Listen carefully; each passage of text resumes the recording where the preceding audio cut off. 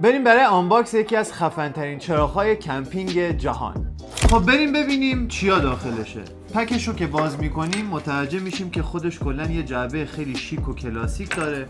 موقعی که باز میشه یه کابل برای شارژ داره با 3 تا گیره برای وصل کردن به زمین که هیچ تکونی نخوره و اینم که خود محصول هستش.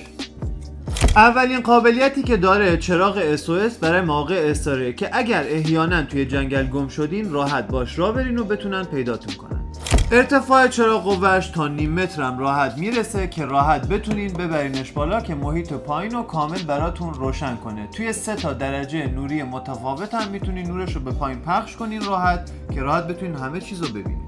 موقعی که دکمه پاورش رو نگه میدارین راحت میتونین سرما و گرمای نورش رو تنظیم کنین. حالا فرض کنین میخواین برین پیاده روی، روی نور روشن نگهش میدارین، جمعش میکنین، به این حالت میذارینش روی کوله پشتیتون و راحت جلوتون رو روشن میکنه و میتونین باهاش پیاده روی هم بکنید. حالا جدا از این که از پایین نور کافی رو بهتون میده، بالاش هم بازم چراغ تعبیه شده که راحت بتونین از جلو هم نور بدین. یعنی چی؟ اینو خاموش میکنین، چراغ بالایی رو روشن میکنین و راحت رو به هر جایی که دوست دارین میندازین تا بتونین باهاش کار کنین.